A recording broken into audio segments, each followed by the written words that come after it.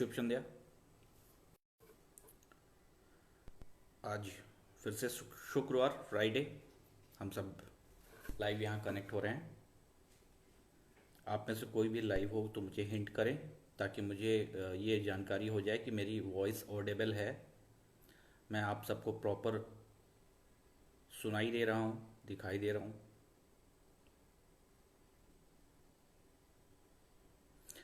M I audible? Good evening Jamshed. मेरी आवाज़ आप मिल रही है आप सबको? Okay, thank you Jamshed. तो 4 महीने पहले पुराना सफ़र धीरे धीरे अब अपनी समाप्ति की ओर। लगभग वो सारी चीज़ें जो आपकी परीक्षाओं की दृष्टि से महत्वपूर्ण हैं वो लगभग हम लोगों ने डिस्कस कर लिया है।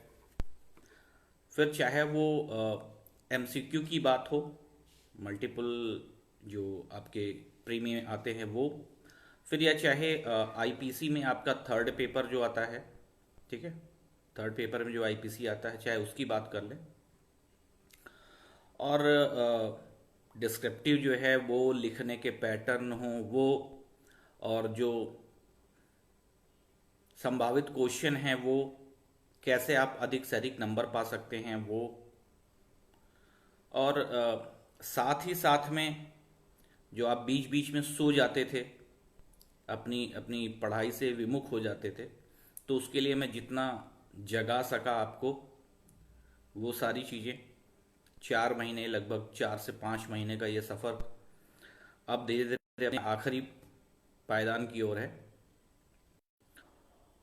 कल आपके साथ जो डिस्कस होगा वो सेक्शन 511 511। कोशिश ये है कि आज 510 तक का जो पार्ट है वो ख़त्म हो जाए। ये वो पार्ट है जिसमें से आपको लगभग अगर हम मेंस में बात करें तो 2 टॉपिक आपको मिलते हैं। एक डिफॉर्मेशन का टॉपिक मिलता है और दूसरा अटेम्प्ट का पोर्शन मिलता है। मेरी वॉइस प्रॉपर है? आप सबको प्रॉपर सुनाई दे रही है?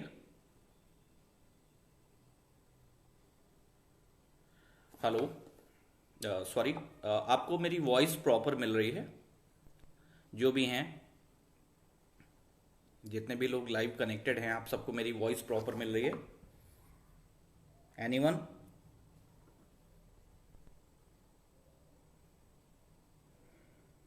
अनु? Okay okay, thank you. दरअसल में मुझे ऐसा कन्फ्यूज़न हुआ, वो कनेक्टिविटी का इशू हो गया था, स्क्रीन पे दिख रहा था। तो लगभग वो सारी चीज़ें जो हो सकती थी वो मैंने आपके साथ डिस्कस किया।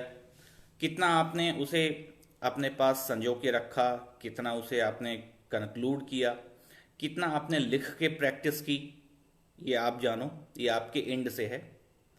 लेकिन ये याद रखिएगा कि जब तक आप अपने घर के माहौल में, ठीक है, घर पे अपनी स्टडी टेबल जिस पे आप रोज बैठ के पढ़ते हैं, जब तक पुराने पेपर को आप दिए हुए समय में, यानी 3 घंटे के समय में, कोई भी अनसॉल्व का पेपर आप उठा लीजिए किसी भी ईयर का, और अनसॉल्व के उस पेपर को अगर आप 3 घंटे में अपने घर के वातावरण में अगर आप उसे सॉल्व नहीं कर पा रहे हैं तो ये मान के चलिए कि आप परीक्षा के उस प्रेशर में, जहां आपको सिग्नेचर भी करना होगा, अटेंडेंस शीट भी फिल करनी होगी, अपनी कॉपियों पे जो भी चीज़ें हैं वो भी मेंशन करना होगा, पेपर भी देखना होगा, अगर आप 3 घंटे में घर पे अपने ये काम नहीं कर पाते हैं तो यकीन मानिए कि आप वहाँ पे भी 3 घंटे का ये काम कंप्लीट नहीं कर पाएंगे।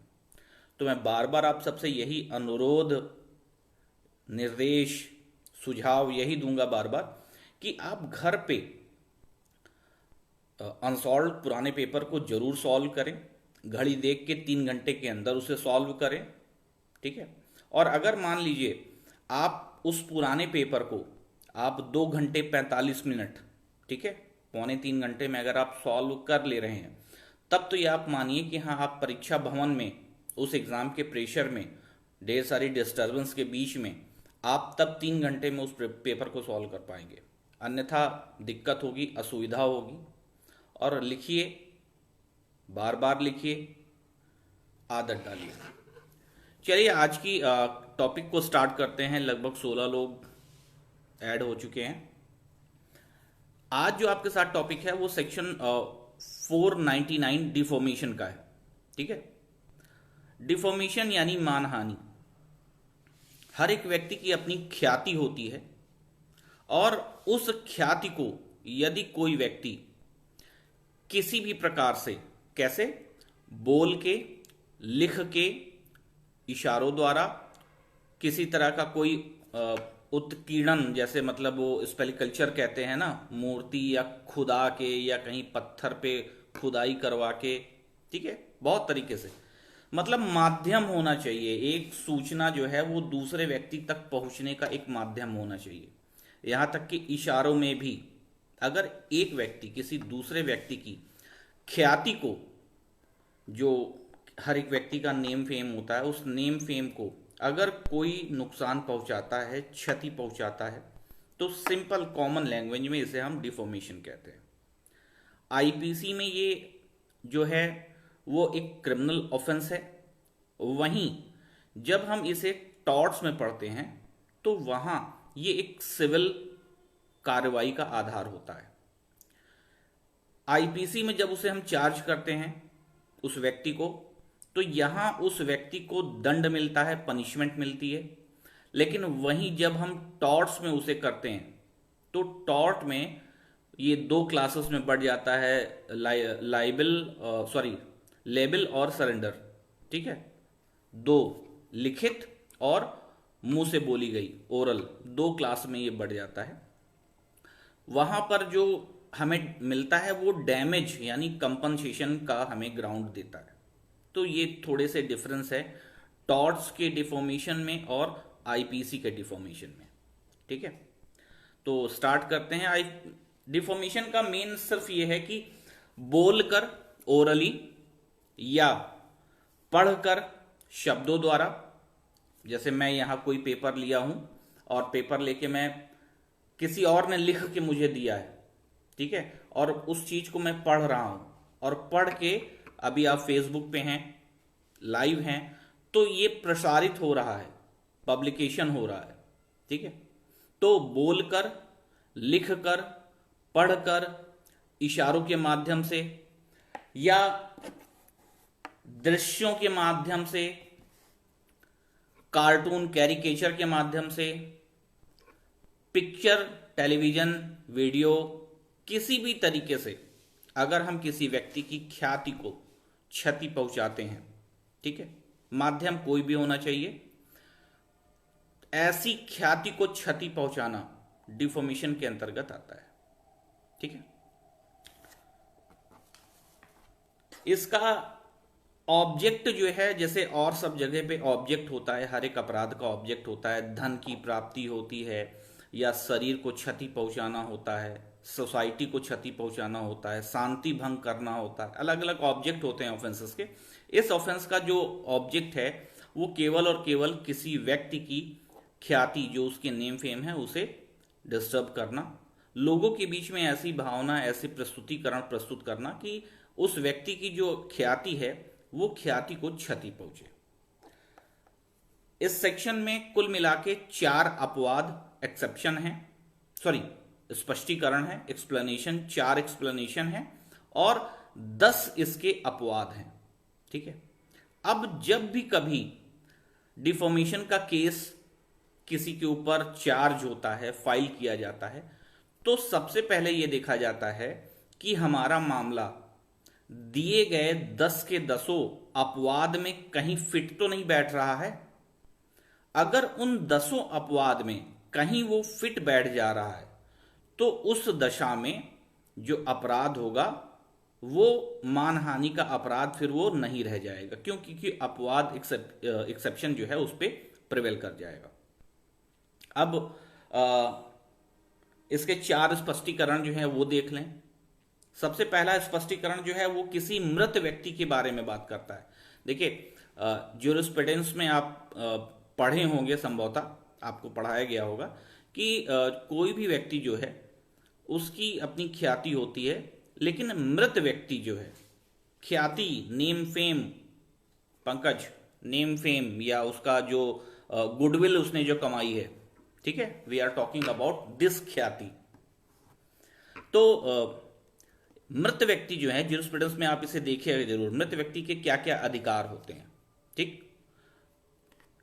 आईपीसी में तो जो चीजें हैं वो मैंने आपसे बताया कि हाँ, मृत व्यक्ति संपत्ति धारण नहीं कर सकता है, ठीक है। लेकिन मृत व्यक्ति की अपनी ख्याति होती है, अगर उस ख्याति को नुकसान पहुंचाया जाता है, उसकी गुडविल को नुकसान पहुंचाया जाता है, तो ये जो है वो डिफॉर्मेशन का एक ग्राउंड हो सकता है। हो सकता शब्द इसलिए है क्योंकि ये फैक्ट और जो है मामले के जो तथ्य हैं और परिस्थितियां हैं ये उस पर डिपेंड करेगी, ठीक है। लेकिन एक ग्राउंड हो सकता है। तो ज्यूरिस्प्रूडेंस की बुक उठाइएगा, जब कभी आप फ्री होइएगा तो मृत व्यक्ति के पास कौन कौन से अधिकार हैं इसको जरूर देखिएगा। तो अगर कोई मृत व्यक्ति है, ठीक है, और उसकी ख्याति को नुकसान पहुंचाया जा रहा है, तो अगर मान लीजिए कि वो व्यक्ति मृत नहीं होता, अगर वो जीवित होता और इस क्रियाकलाप से जिससे उसकी वो नुकसान पहुंचाया जा रहा है, अगर वो जीवित होता और उसकी ख्याति को, उसकी गुडविल को अगर नुकसान पहुंचता, तो ये माना जाएगा कि मृत व्यक्ति की भी डिफॉर्मेशन हो सकती है। ऐसे समझिए, ए जो है वो अब इस दुनिया में नहीं है, ठीक है, और बी नाम का व्यक्ति जो है वो उसकी मृत्यु के बाद उसके बारे में बुरा भला कह रहा है, कुछ ऐसा लिखित प्रकाशित कर रहा है। तो इस दशा में अगर ए जीवित होता, लिविंग पर्सन होता, और इस प्रकाशन से अगर उसको नुकसान हो रहा होता, उसकी ख्याति को, उसके नेम फेम को नुकसान हो रहा होता, तो माना जाएगा कि अब वो जो इस दुनिया में नहीं है तो भी उसके नेम फेम को वैसा ही नुकसान हो रहा है। होप बात समझ में आ गई होगी मैं जो कहना चाह रहा हूं। अगर कोई व्यक्ति अब मृत है, अब जीवित नहीं है, और उसके मृत होने के बाद अगर उसके नेम फेम को कोई नुकसान पहुंचाया जा रहा है, तो ऐसा देखा जाएगा, चेक किया जाएगा कि अगर वो व्यक्ति जीवित रहता तो क्या उसको नुकसान होता, उसकी ख्याति को नुकसान होता। अगर जवाब हमें हाँ मिलेगा तो इसका मतलब है कि जो मृत है, जो मर गया है, उसको भी नुकसान हो रहा है, उसकी भी ख्याति डिस्टर्ब हो रही है, और ये जो है वो वाद का यानी क्रिमिनल एक्टिविटी का एक ग्राउंड हो सकेगा। इसके बाद दूसरी जो कंडीशन, इसका एक्सप्लेनेशन है,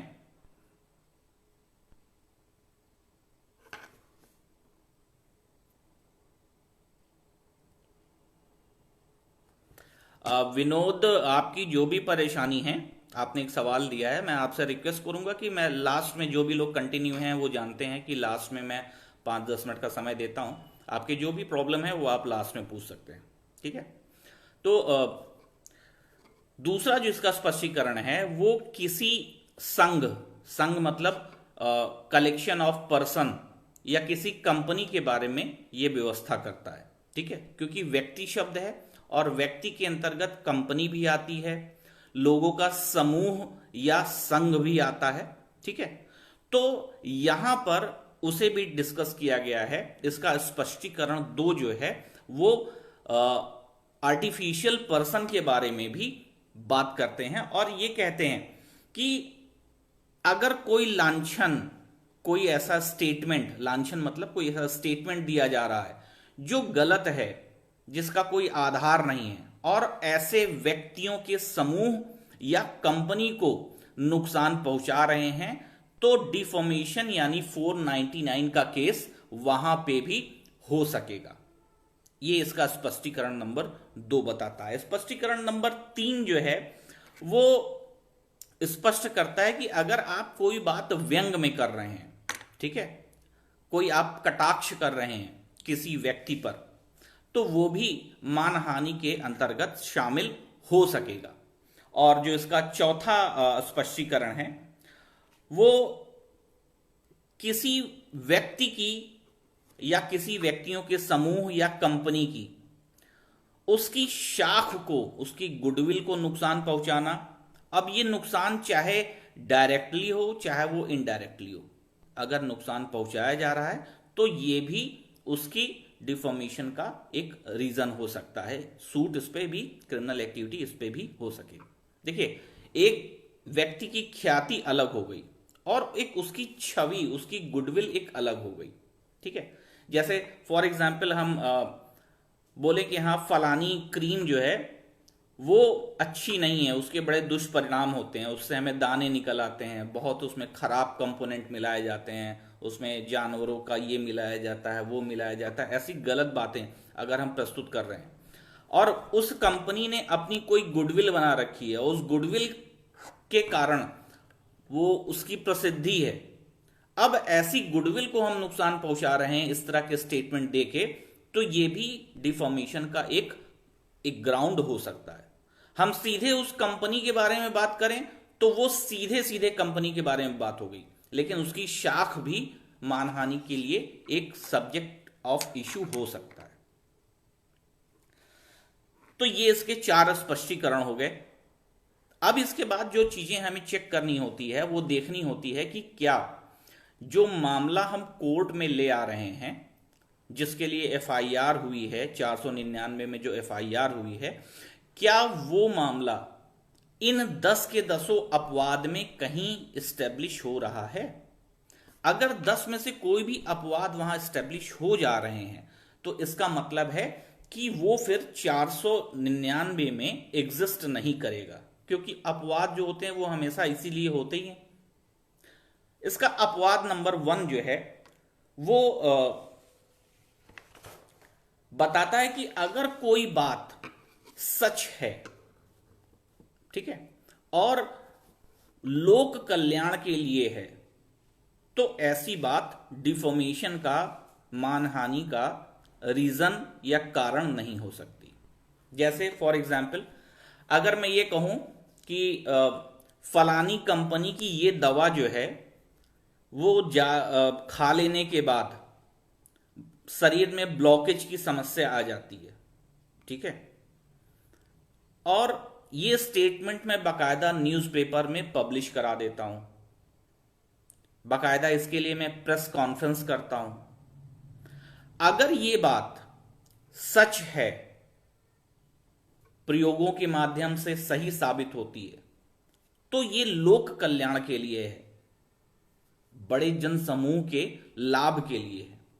ऐसी स्थिति पे जो मैंने उस कंपनी के उस प्रोडक्ट के बारे में जो कुछ भी कहा है ये लोक कल्याण के लिए है और सच है, इस वजह से मानहानि का इस पे सब्जेक्ट क्रिएट नहीं हो पाएगा। ठीक है, बहुत सिंपल सा है। पहला जो इसका रीजन है वो ये है कि बात सच हो और लोक कल्याण के लिए हो, पहली चीज।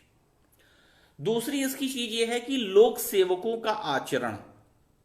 लोक सेवकों का आचरण का मतलब यह है कि अगर कोई पब्लिक सर्वेंट है, ठीक है, और अपने पदीय हैसियत में रहते हुए अपनी पोस्ट को होल्ड करके उसने कोई कार्य किया है उस, ठीक है, तो और वो कार्य गुड फेथ में है, सद्भावना में है, तो उसके द्वारा किया गया कार्य जो है वो मानहानि या डिफॉर्मेशन का सब्जेक्ट मैटर नहीं होगा।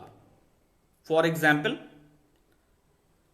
ए जो है वो एक पुलिस अधिकारी है, एक मामले के अन्वेषण में, इन्वेस्टिगेशन में उसे ये ज्ञात होता है कि जेड जो किसी राजनीतिक पार्टी का एक बड़ा नेता है, उसने कोई आपराधिक कार्य किया है, अन्वेषण के दौरान उसे यह पता चलता है।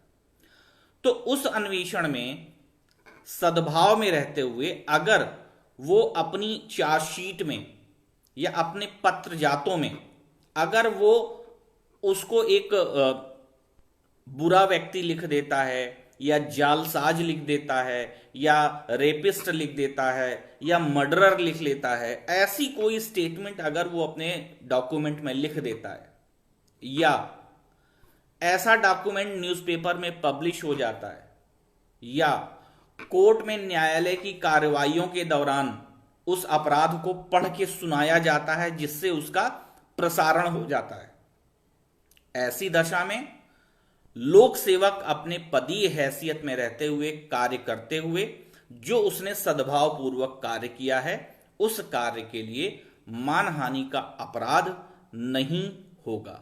ठीक है।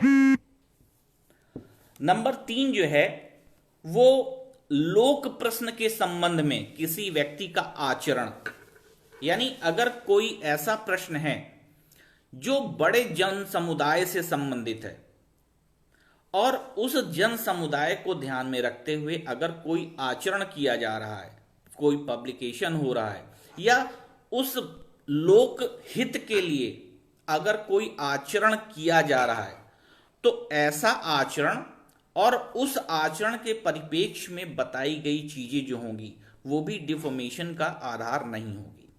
जैसे फॉर एग्जाम्पल, अगर मान लीजिए कि कहीं किसी स्थान पे कुछ व्यक्ति जो हैं वो छुपे हुए हैं और उनके पास आग्नेयास्त्र यानी बंदूकें हैं, ठीक है, और ऐसी उम्मीद है कि वो जनता को नुकसान पहुंचा सकते हैं, हानि पहुंचा सकते हैं, उनके आतंकवादी होने की गुंजाइश है। ऐसी स्थिति में लोक कल्याण का प्रश्न है, और उन व्यक्तियों के बारे में जो वास्तव में आतंकवादी नहीं है, लेकिन जिस तरह से वो एक्टिविटी कर रहे हैं, हथियारबद्ध हैं, अगर उनको आतंकवादी कह दिया जा रहा है, न्यूज़पेपर में छाप दिया जा रहा है, तो ऐसी अवस्था में जो न्यूज़पेपर में छाप दिया गया है, लिख दिया गया है, किसी संगोष्ठी में, किसी सभा में कह दिया गया है, तो उस समय तक जो आशंका लग रही थी उनकी गतिविधियों से, उनके हाव भाव से, वो लोक यानी जन समुदाय के लिए खतरनाक थी।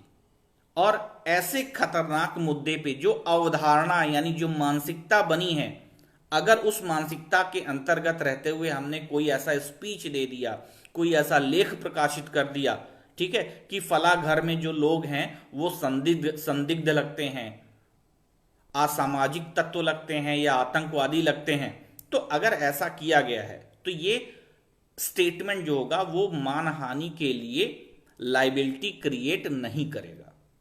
होप आपको बात समझ में आ गई होगी।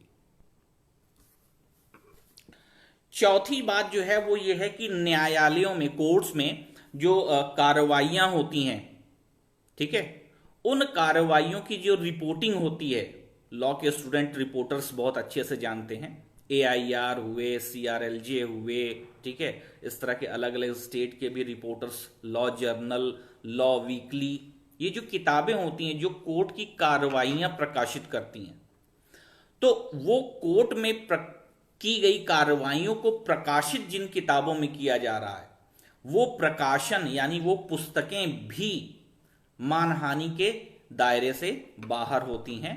उन किताबों का प्रकाशन जो होगा वो भी मानहानि का सब्जेक्ट मैटर नहीं होगा। मान लीजिए ए जो हैं वो एक किसी पार्टी के बहुत अच्छे नेता हैं, बहुत अच्छी पोस्ट होल्ड करते हैं, अब उनके ऊपर एक झूठा ही सही एक चोरी का मुकदमा या एक गबन का मुकदमा उनके ऊपर लगता है, कोर्ट में वो पेश होते हैं, उनकी कार्रवाई होती है, ठीक है। अब उस कार्रवाई के दौरान जो कार्रवाइयां हुई उसका जो लॉ रिपोर्टर में जो लिखा गया, जो पब्लिश किया गया, तो ऐसे पब्लिकेशन के कारण भले वो बरी हो गए हों, उनके ऊपर अपराध न सिद्ध हुआ हो, लेकिन उसके बावजूद जो प्रकाशित हुआ है वो मानहानि का सब्जेक्ट मैटर नहीं होगा। इसके बाद जो पांचवा इसका अपवाद है, वो न्यायालय जो होते हैं ना, कोर्ट में जितने भी मामले आते हैं, उन मामलों को उनकी मेरिट डिमेरिट पे जो एग्जामिन किया जाता है, ठीक है, तो वो एग्जामिनेशन यानी कोर्ट की प्रोसीडिंग जो है उसमें भी चीजें प्रकाशित होती है, बहुत लोगों को जानकारी होती है, तो उसमें जो प्रकाशन होगा कोर्ट की प्रोसीडिंग में वो भी मानहानि यानी डिफॉर्मेशन का सब्जेक्ट मैटर नहीं होगा। जो छठा है वो इसका लोक प्रकृति के गुण अवगुण। लोक प्रकृति के गुण अवगुण का मतलब क्या है? अगर कोई इशू, कोई सब्जेक्ट ऐसा है जो जन समुदाय, बड़े वर्ग के लिए उपलब्ध कराया गया है, और अगर उसके गुण और अवगुण के बारे में चर्चा हो रही है, लोग आपस में 2 4 10 लोग कहीं इकट्ठा हो जा रहे हैं, वो बातें कर रहे हैं, या समाचार पत्र में उसे प्रकाशित कर दिया जा रहा है, इस तरह की एक्टिविटी जो होगी वो डिफॉर्मेशन का सब्जेक्ट मैटर नहीं होगी, अपवाद में इसका संरक्षण होगा। अब लोक प्रकृति की बात कर लें तो ये क्या है, मान लीजिए एक नेताजी हैं, वो किसी सभा में खड़े हो गए और वहां उन्होंने स्पीच दी। तो ये स्पीच क्या है, जन समुदाय के बीच में उन्होंने दिया। अब इस स्पीच को हम अच्छा कह रहे हैं, बुरा कह रहे हैं, उसमें कमियां निकाल रहे हैं, तो ये सारी चीजें जो हैं, कमियां निकालना, बुरा कहना, ये सारी चीजें जो हैं वो डिफॉर्मेशन का आधार नहीं बनेगी। इसी तरह अगर मान लीजिए कोई पुस्तक कोई निकाल दे, कोई किताब पब्लिश कर दे, अब पब्लिश हो गई है किताब, अब उस किताब के बारे में हो सकता है कुछ लोगों की अच्छी राय हो सकता है कुछ लोगों की बुरी राय हो, कुछ लोग उसके लेखक को धूर्त कहें, ढोंगी कहें, या कुछ लोग जो हैं वो उसके विचारों से सहमत ना हो। तो ये क्या है, ये लोक प्रकृति के कार्य हैं, पब्लिक डोमेन में किया गया कार्य है। और पब्लिक डोमेन में जो कार्य किया गया है उस पे अगर उसको मेरिट और डिमेरिट जज किया जा रहा है, तो ऐसे जज करने और अगर उन जजमेंट्स को पब्लिकेट कर दिया जाता है, लोगों के बीच में रख दिया जाता है, तो वो डिफॉर्मेशन का आधार नहीं होगा। मान लीजिए मैंने कोई पुस्तक लिखी, ठीक है, पुस्तक लिखने के बाद आईपीसी पे मैंने कोई पुस्तक लिख दी, उसे पब्लिश करा दिया, प्रकाशित करा दिया। प्रकाशित करने के बाद कुछ विद्वानों ने पढ़ा और पढ़ने के बाद ये कहा कि अरे ये तो मूर्ख है, ये तो सब इधर उधर की बातें लिखा है, गलत है, इसमें सही नहीं है चीजें, ठीक है। तो क्या है, पब्लिक डोमेन में आ गई। हो सकता है आप उसे पसंद करें, हो सकता है उसे आप पसंद ना करें, ये आपका अपना स्व विवेक है, और इस कारण से किसी को डिफॉर्मेशन के लिए आधार नहीं बनाया जा सकता। इसी तरह से अगर कोई सिंगर है, कोई गायक है, ये सारे के सारे एक ही क्लॉज में हैं। गायक है, सिंगर है, कुछ लोग हैं वो कहते हैं वो टोपी लगा के गाता है ऊ करके, कुछ लोग कहते हैं बहुत बुरा गाता है, कुछ लोग को बहुत पसंद है, वगैरह वगैरह। तो ये उसकी क्वालिटी, लाइक और dislike, this is the different matter, it's depend person to person, ठीक है। और ये पर्सन टू पर्सन डिपेंड करने का जो वजह है, इस वजह से ये डिफॉर्मेशन का आधार नहीं हो सकता है, ठीक।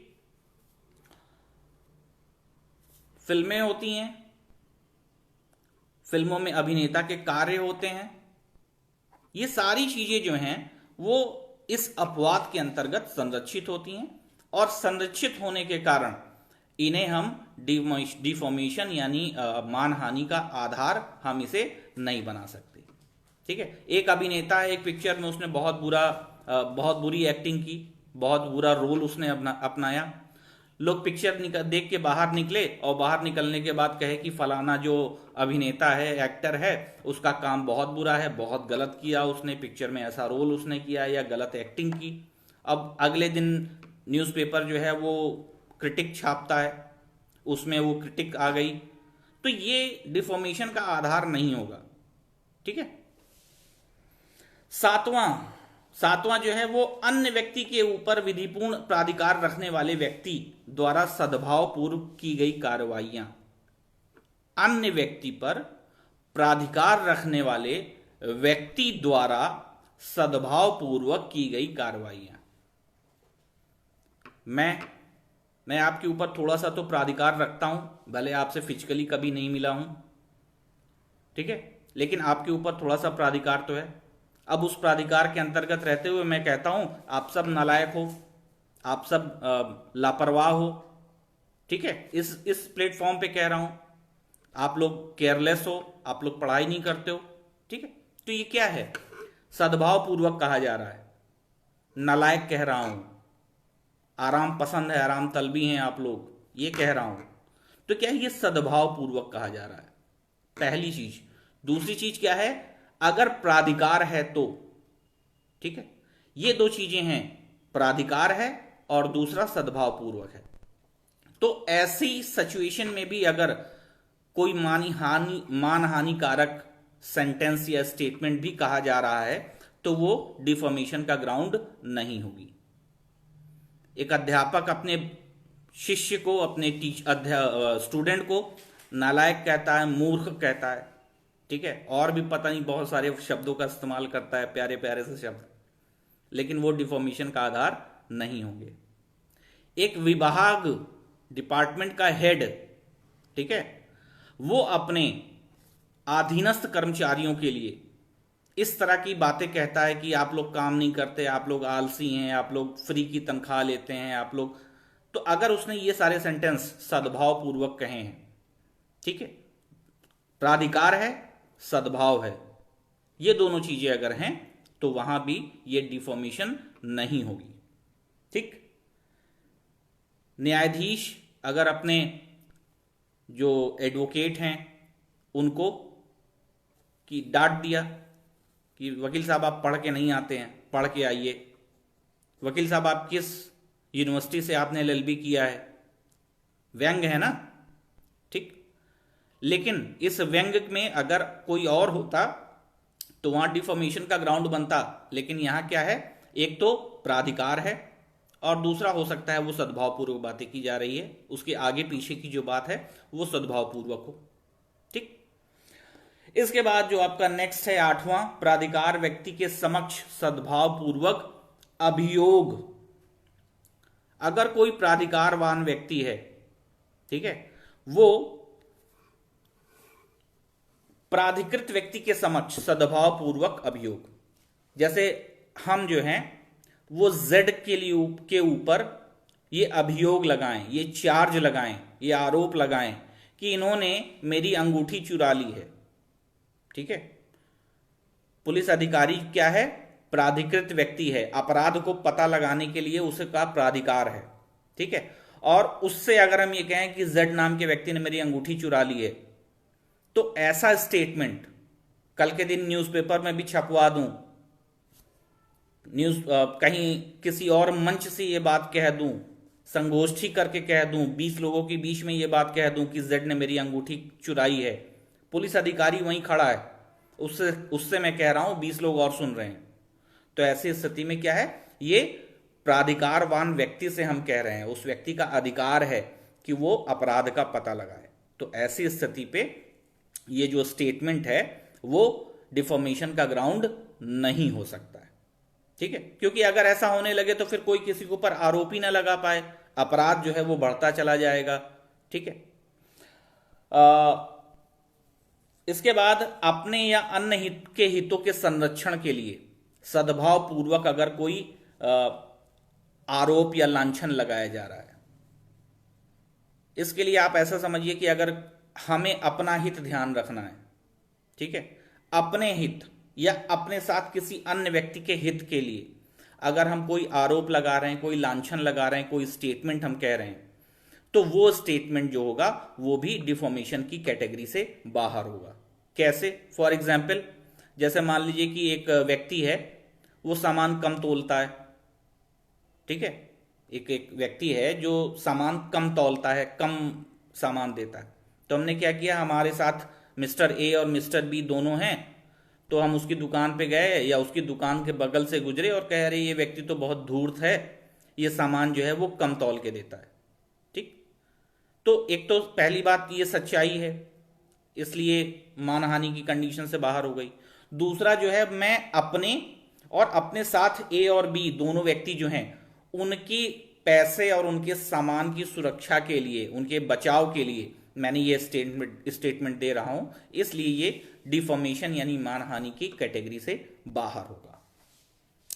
10वां लास्ट जो है वो ये है, सावधानी के साथ अगर कोई स्टेटमेंट दिया गया है जिसमें किसी व्यक्ति की भलाई छुपी हुई है, ठीक है, भलाई के लिए या लोक कल्याण के लिए अगर कोई स्टेटमेंट दिया जा रहा है तो वो भी मानहानि की कैटेगरी से बाहर है, ठीक है। जैसे मान लीजिए ये कि कोई कंपनी है, उसके प्रोडक्ट जो हैं वो नुकसान कर रहे हैं, लोगों के लिए अच्छे नहीं हैं, तो अब हमने क्या किया, हमने एक लेख लिख दिया, न्यूज़पेपर में एक आर्टिकल लिख दिया, उन सारी चीज़ों के बारे में हमने जांचा परखा, और जांचने परखने के बाद हमें ये लगा कि आर्टिकल पब्लिश होना चाहिए जिससे ज़्यादा से ज़्यादा लोग इसका लाभ उठा सकें, ठीक है।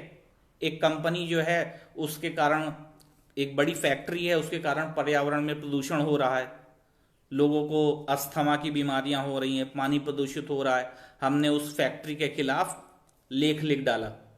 तो ये क्या है, इस लेख के पीछे उद्देश्य क्या है, ज्यादा से ज्यादा लोगों के लिए लाभ देना और सद्भाव पूर्वक मैंने ये किया है। तो ऐसा काम भी डिफॉर्मेशन की कैटेगरी में नहीं होगा। तो इस तरह से ये 10 जो हैं, ये 10 के 10 बातें अपवाद में आती हैं, और अगर इनमें से कोई भी चीज फॉलो कर रही है तो वो मानहानि के अपराध से बाहर हो जाएगा। ठीक। अब यहां एक और बात याद रखिएगा, अगर कोई व्यक्ति, जैसे मैं हूं, मुझे लिखना नहीं आता और मैंने कोई मानहानि कारक स्टेटमेंट आपको डिक्टेट किया, आपको बोल बोल के लिखाया, ठीक है, आपने उसे लिखा, लिखने के बाद आपने जेड को दे दिया कि भैया एक बार चेक कर लीजिए सही है कि नहीं है, तो हम 3 आदमी इसमें शामिल हो गए। अगर ये स्टेटमेंट 499 में अपराध साबित हो जाता है तो इस अपराध के लिए मैं, आप और जेड जिसने उसे पढ़ा, पढ़ के सहमति दी, ठीक है, पढ़ के सहमति दी, सहमति देने के आधार पर हम तीनों उस अपराध के लिए दोषी होंगे। ठीक है जी, सही कह रहे हैं मोहम्मद मक्यून चिश्ती। ठीक है, दूसरी चीज ये सबसे जरूरी है मानहानि के लिए कि ऐसे स्टेटमेंट का प्रकाशन, पब्लिकेशन जरूर होना चाहिए। अगर पब्लिकेशन नहीं होता है तो ये अपराध नहीं माना जाएगा। और पब्लिकेशन का मतलब क्या है, ये दिमाग में रखिएगा। मैं लिखता हूं और लिख के आपको दे देता हूं, मैंने आप आरोप लगाया कि हां आप एक धूर्त व्यक्ति हैं, एक बंद लिफाफे में लिया और आपको दे दिया, आपने पढ़ा, तीसरा कोई व्यक्ति और नहीं जान पाया, सिर्फ मैंने लिखा और लिख के मैंने सिर्फ आपको दिया बंद लिफाफे में, आपने उसे पढ़ा, तीसरा कोई व्यक्ति नहीं जान पाया, तो ये मानहानि के लिए प्रकाशन नहीं होगा। बहुत अच्छे से रख लीजिए, प्रकाशन का मतलब है मेरे और आपके बीच में कोई तीसरा व्यक्ति उस बात को जान जाए।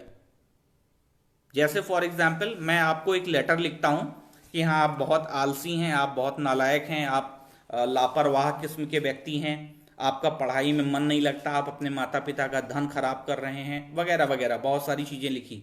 और लिखने के बाद एक लिफाफा लिया, लिफाफे में उसे सील पैक कर दिया, बंद कर दिया और पोस्ट में डाल दिया। पोस्ट में डालने के बाद अगर वो लिफाफा आपको मिलता है और केवल आपको मिलता है, आप उसे पढ़ते हैं, तो ये मानहानि का सब्जेक्ट मैटर नहीं होगा। लेकिन अगर यही बात मैं पोस्ट कार्ड पे लिखता हूं, ठीक है, पोस्ट कार्ड ओपन होता है, कोई भी पढ़ सकता है, और ये बात मैंने पोस्ट कार्ड पे लिखी और पोस्ट कार्ड पे लिख के आपको पोस्ट कर दिया, तो उस कंडीशन में पोस्ट कार्ड कोई भी पढ़ सकता है क्योंकि वो खुला हुआ है, तब ये मानहानि के लिए प्रकाशन मान लिया जाएगा। फिर से ये उदाहरण याद रखिए, ये सब आपके प्रीलिम्स में, आपके परीक्षाओं में आपको मिल जाते हैं।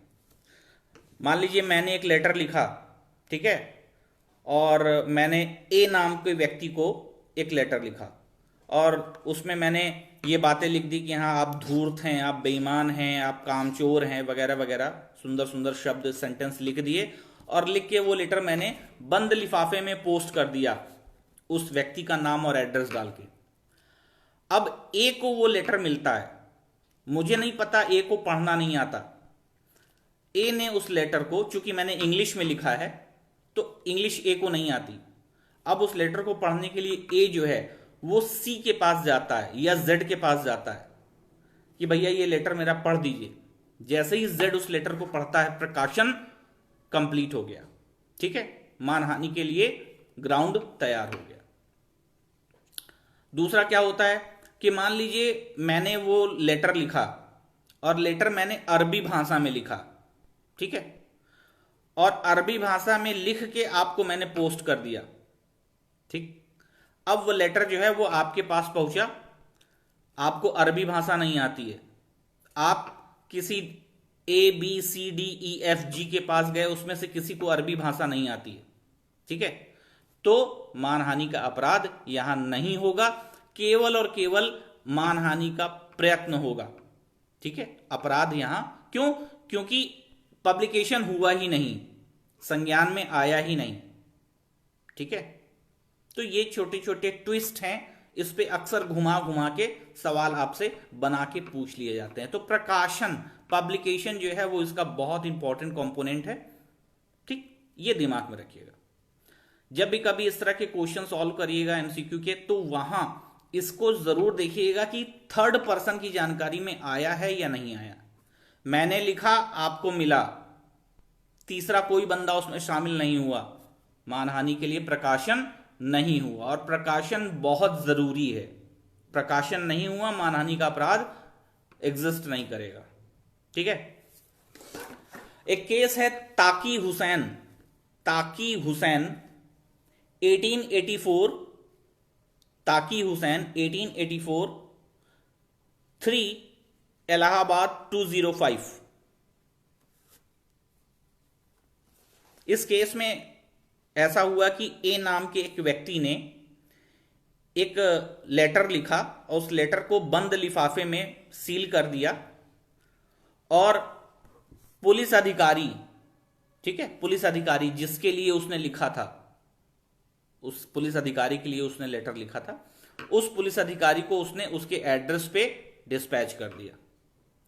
पुलिस अधिकारी ने वो लेटर पाया, खोला, पढ़ा, साफ सी बात है यहां डिफॉर्मेशन नहीं होगी, भले वो पुलिस अधिकारी है तो क्या हुआ। ठीक है, तीसरे व्यक्ति को उसका प्रकाशन नहीं हुआ, दैट मीन्स कि अपराध गठित नहीं हुआ। ठीक है, समाचार पत्र, न्यूज़पेपर जो है वो इसके लिए बहुत इंपॉर्टेंट होते हैं। समाचार पत्रों के लिए ये होता है कि कोई भी न्यूज अगर ऐसी है जो डिफॉर्मेशन का कंटेंट रखी है अपने साथ, तो उस कंडीशन में समाचार पत्र का संपादक, ठीक है, वो इसके लिए जिम्मेदार होता है। डिफॉर्मेशन का केस जो है वो उस न्यूज़पेपर के संपादक के नाम पे होगा।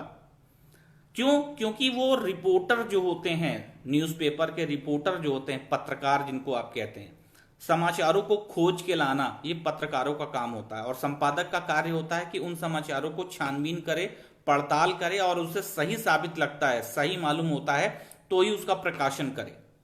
तो समाचार पत्रों के मामले में जो संपादक होगा वो संपादक डिफॉर्मेशन के लिए राइट पर्सन होगा, उसके ऊपर ये लाइबिलिटी, ये चार्ज, ये सूट जो है वो फाइल किया जाएगा। लेकिन अगर संपादक ये साबित कर देता है कि जो समाचार पत्र में जो समाचार छपा है, जो प्रकाशित हुआ है, वो उसकी जानकारी के बिना हुआ है, उसके ज्ञान के बिना हुआ है, या जिस समय प्रकाशन हो रहा था वो अपना चार्ज किसी और को दे रखा था, वो उस समय अनुपस्थित था, एलिबाई, ठीक है, अगर वो एलिबाई साबित कर देता है तो उस कंडीशन में वो डिफॉर्मेशन के जो चार्ज है उससे बच सकता है। इन शॉर्ट, पूरा का पूरा 499 पढ़ने के बाद अगर मैं इसका क्रैक्स निकाल के दूं तो सिर्फ 3 चीजें आपको याद रखनी है। पहली चीज, प्रकाशन होना चाहिए, सबसे इंपॉर्टेंट है। दूसरी चीज, उस व्यक्ति की क्षति हो, ठीक है, और तीसरी चीज, वो बात सच्चाई और लोक कल्याण के लिए। ये 3 चीजों का अगर आप ख्याल कर लेंगे, अपने दिमाग में इसको सेट कर लेंगे, तो इससे संबंधित अगर कोई प्रॉब्लम होती है तो आपको गलती नहीं होगी। और ये 10 के 10 अपवाद अगर आपके दिमाग में है तो आप फुल एक क्वेश्चन अपना लिख सकते हैं।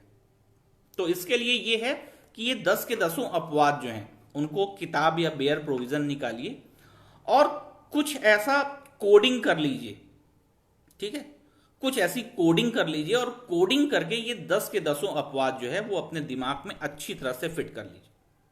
और अगर कहीं गलती से ये क्वेश्चन आपको मेंस में टकरा गया और वो कोड आपको याद है तो आपको बहुत अच्छे नंबर मिलेंगे।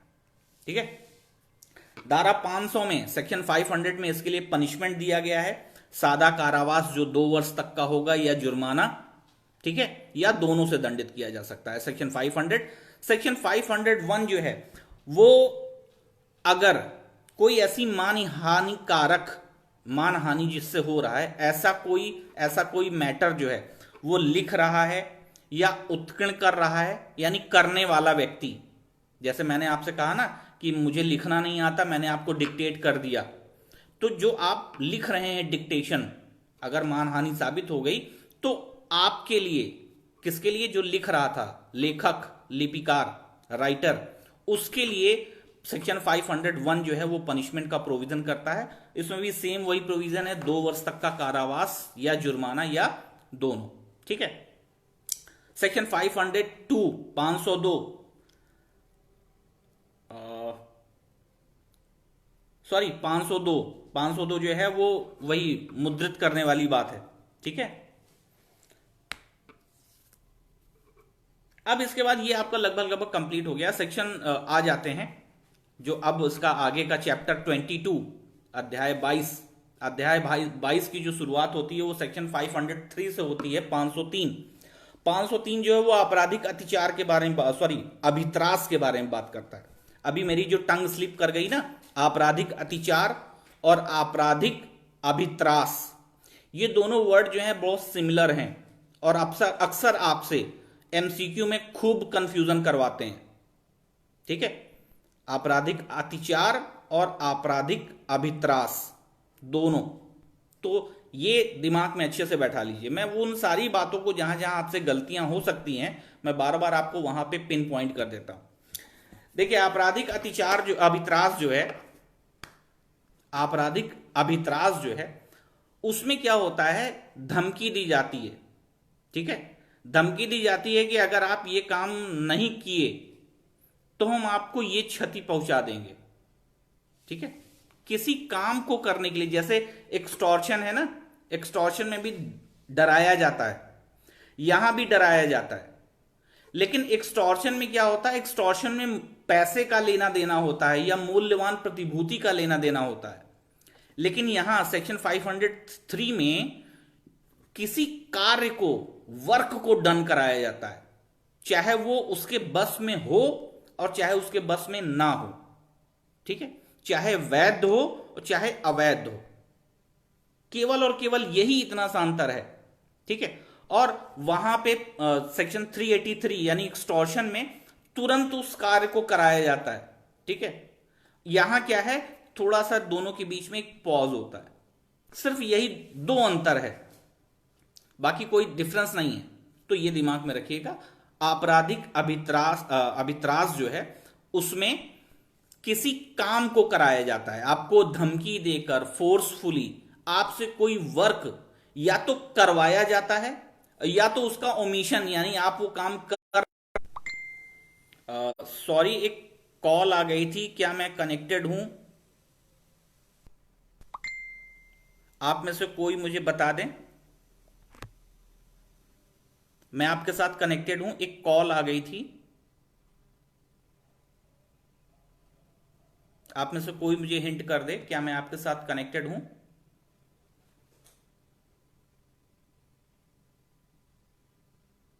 एनीवन?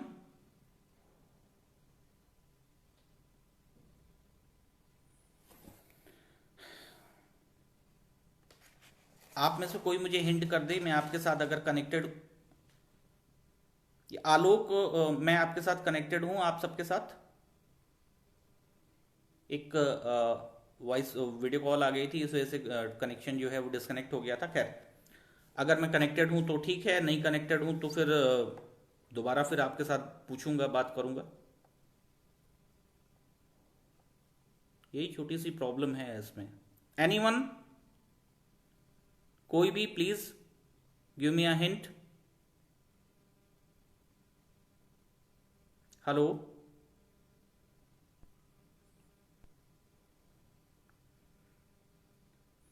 मुझे यहाँ लाइव दिख रहा है और लास्ट मेरे पास जो चैट दिख रही है वो आलोक की दिख रही है। आप में से जो भी कनेक्ट हो मुझे बता दें, अगर हैं तो ठीक है, मैं आगे बताऊं, वरना कोई बात नहीं।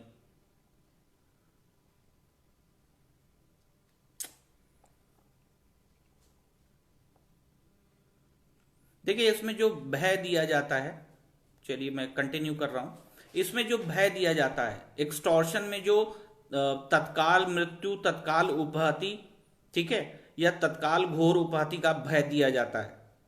किसे दिया जाता है? व्यक्ति को दिया जाता है, और उस या उसके नजदीकी किसी अन्य व्यक्ति को दिया जाता है, ठीक। लेकिन यहां आपराधिक अभित्रास के अपराध में जो भय होता है, जो फियर क्रिएट किया जाता है, उसमें धमकी हो सकता है, इसके अलावा आपकी आपकी ख्याति खराब करना ये हो सकता है, या फिर धरना दिया जाना हो सकता है, या जाति से निष्कासित किया जाना हो सकता है, या सामाजिक बहिष्कार किया जाना हो सकता है, या फिर प्रतिशोध, बदला लेने की धमकी हो सकती है। इस तरह का कोई भी एक्टिविटी जो है वो इसका एक ग्राउंड हो सकती है। यानी भय के रूप में जो फियर क्रिएट किया जाता है आपराधिक अभित्रास में, वो इस तरह का किया जाता है, ठीक है। हिंसा जो है वो हिंसा की मात्रा नहीं होती है, एक सोशल एलिमेंट होता है, एक खाली फियर, एक थ्रेट दी जाती है, ठीक। अब सेक्शन 504 में लोक शांति भंग करने के लिए जो व्यवस्था है, वो जिससे समाज में गाली गलौच होती है, लोग व्यक्ति आपस में झगड़ा कर लेते हैं, ठीक है। तो सेक्शन 504 जो है वो और सेक्शन 503 दोनों में एक अंतर है। दोनों में एक अंतर यह है कि 504 में लोक शांति भंग होने की गुंजाइश होती है। दो व्यक्तियों के बीच में झगड़ा होता है, और उस झगड़े के दौरान, उस झगड़े से दिक्कत नहीं है, दिक्कत यह है कि वो झगड़ा अगर बढ़ गया, उसका स्वरूप बढ़ गया, तो लोक शांति जो है वो डिस्टर्ब हो सकती है। इसलिए इसे 504 में अपराध की कैटेगरी में रखा गया है। सेक्शन 504 लोक शांति भंग होने की बात है। सेक्शन 505 जो है वो लोक रिष्टि, यानी जो जनता पब्लिक के बीच में जो रिष्टि होती है, जो न्यूसेंस होता है, जो चीजें डैमेज हो सकती हैं, उनके बारे में बात करती है। यानी कि जो जनता के बीच में, लोगों के बीच में अगर कोई वैमनस्य हो जाता है, कोई घृणा फैल जाती है, आपस में मनमुटाव हो जाता है, मतभेद हो जाता है, उस दशा में सेक्शन 505 जो है वो लागू होता है। छोटे छोटे सेक्शन है, बस दिमाग में इसके सेक्शन को याद रखिएगा, ठीक। सेक्शन 503 का जो पनिशमेंट है वो सेक्शन 506 में दिया गया है, 2 वर्ष तक का जुर्माना, कारावास या जुर्माना या दोनों।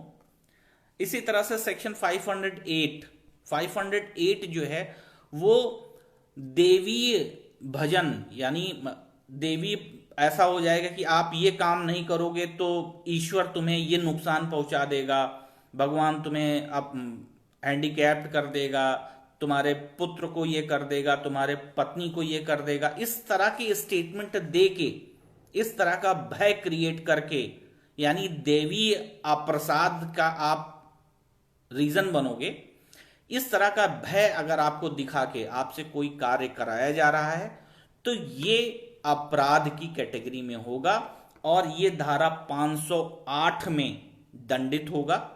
508 में दंडित होगा, जिसमें 1 वर्ष तक का कारावास या जुर्माना या दोनों के लिए दंडित होंगे। सेक्शन 509, अगर अंग विक्षिप्त, कोई ऐसा अंग है जो विक्षिप्त है, जैसे अगर किसी का हाथ कटा हुआ है, ब्लीडिंग हो रही है, या किसी ऐसे संक्रामक रोग से वो व्यथित है, ठीक है, और इस तरह का संक्रामक रोग के कारण या ऐसी कोई शारीरिक हरकत करता है या कोई ऐसे इशारे करता है जिससे किसी महिला को क्षोभ या अनादर होता है, दोनों बातें याद रखिएगा, क्षोभ होना और अनादर होना, ठीक है। अगर ऐसा होता है, अश्लील इशारे करना, सीटी बजाना, गाने गाना, इस तरह की कोई भी चीज जो है वो इस कैटेगरी में आ जाती है, तो वो फिर सेक्शन 509 में ऐसा व्यक्ति दोषी होगा, जिसके लिए सादा कारावास जो 3 वर्ष तक का हो सकेगा और जुर्माने से उसे दंडित किया जाएगा। आखिरी जो सेक्शन है वो 510 है, सेक्शन 510। 510 जो है वो किसी व्यक्ति द्वारा सार्वजनिक स्थान पर मद्यपान यानी इंटॉक्सिकेशन होना, और इंटॉक्सिकेशन के दौरान अगर वो लोक शांति को क्षति पहुंचा रहा है, हल्ला गुल्ला काट रहा है, लोगों को अपशब्द बोल रहा है, या इतना नशे में धुत है कि वो क्या कर रहा है उसे मालूम नहीं है, ऐसी स्थिति पे ऐसे व्यक्ति को 24 घंटे तक का कारावास या 10 रुपए का जुर्माना दिया जा सकता है। This is section 510। मुझे लग रहा है कि किसी तरह की कॉल की कनेक्टिविटी में दिक्कत है, क्योंकि आपके कोई हिंट या कोई इशारा या कोई साइन मुझे नहीं दिख रहे हैं। अगर आप कनेक्टेड हैं तो प्लीज हिंट कर दें ताकि मैं आपके सवालों के जवाब दे सकूं, आपके क्वेश्चन ले सकूं। और अगर ऐसा नहीं है तो कल आपके साथ सेक्शन 511 511 आपके साथ स्टार्ट करूंगा। लास्ट टॉपिक होगा, इसके बाद थोड़ी सी आपसे बातें करेंगे। और है कोई कनेक्टेड? जमशेद, सुमन, विकास, आलोक, कोई है कनेक्टेड?